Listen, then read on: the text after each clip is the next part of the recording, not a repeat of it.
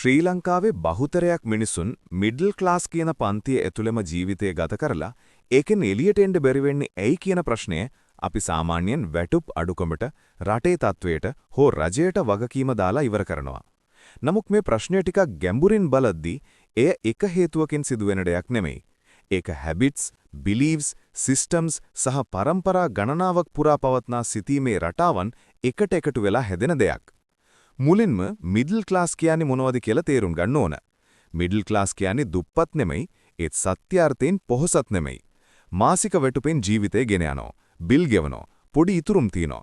ඒත් මාස 6ක 12ක වැටුප නැතිව ජීවත් වෙන්න පුරුවන් තත්වයක් නැහැ.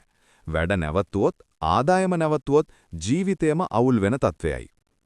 ශ්‍රී ලංකාවේ බහුතර මිඩල් ක්ලාස් මිනිස්සු කරන පළවෙනි ලොකු වැරද්ද තමයි ආරක්ෂාවට අතිශයින්ම ආසාව. සේෆ් ජොබ් එකක්, පර්මනන්ට් ජොබ් එකක්, පෙන්ෂන් තියෙන ජොබ් එකක් කියලා වචන අපි කුඩා කාලෙම ඉගෙන ගන්නවා. ඒක නරක දෙයක් නෙමෙයි. නමුත් මෙතන තියෙන ගැටලුව නම් මේ ආරක්ෂාව කියන දේ නිසා රිස්ක් ගන්න එක, අලුත් දෙයක් හිතන්න එක, වැරදි වෙන්න ඉඩ දෙන එක අපි මුළුමනින්ම අතහරිනවා. දෙවනි ලොකු හේතුව තමයි කන්සියුමර් ලයිෆ්ස්ටයිල් ට්‍රැප් එක. මිඩල් ක්ලාස් වෙලා ඉන්න මිනිස්සු බොහෝ විට පෙනෙන්න ජීවත් වෙන්නේ.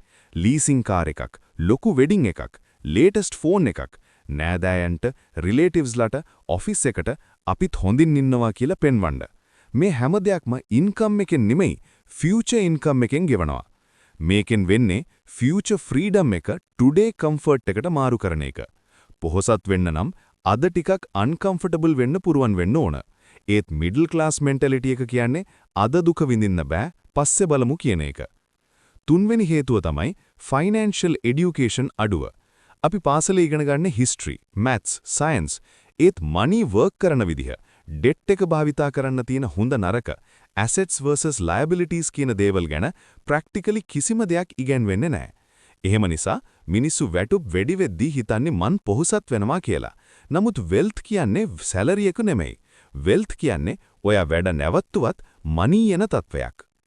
හතරවෙනි හේතුව තමයි time for money exchange mindset එක. මිඩල් ක්ලාස් මිනිස්සුන්ගෙන් බහුතරයක් හිතන්නේ මං වැඩි වෙලාවක් වැඩ කළොත් වැඩි සල්ලි ලැබේ කියලා.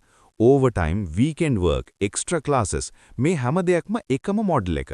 දවසට පැය 24යි. ශරීරයට සීමාවක් තියෙනවා. එතනින් යහා වෙල්ත් එක ස්කේල් කරන්න බෑ. පස්වෙනි හේතුව තමයි ෆැමිලි සහ සොසයිටි ප්‍රෙෂර්.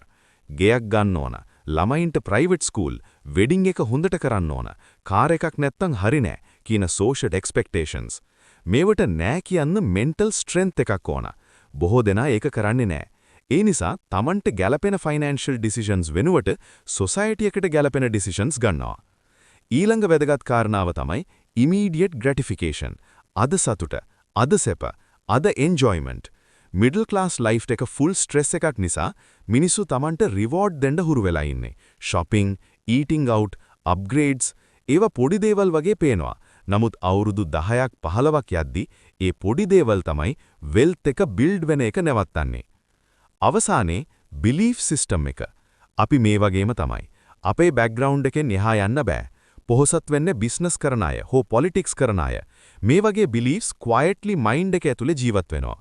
මිනිස්සු උත්සාහ කරන්නත් කලින්ම Tamanට ලිමිට් දාගෙන ඉන්නවා. ඒකයි බහුතර ශ්‍රී ලාංකිකයන් මිඩල් ක්ලාස් එකෙන් එළියට එන්නේ නැත්තේ. ඒවුන් මෝඩයි නිසා නෙමෙයි, කම්මැලි නිසා නෙමෙයි. සිස්ටම් එක, පුරුදු සහ තින්කින් පැටර්න් එක එකට එකතු වෙලා ඔවුන්ව එතන තබාගෙන ඉන්න නිසා. එහෙනම් ගිහින් එන්නම් වීඩියෝ එකේ වැදගත් යමක් තිබ්බනම් ෂෙයා එකක් දාලා තව කෙනෙක්ට බලන්න සලස්වන්න. එහෙනම් හැමෝටම ජය.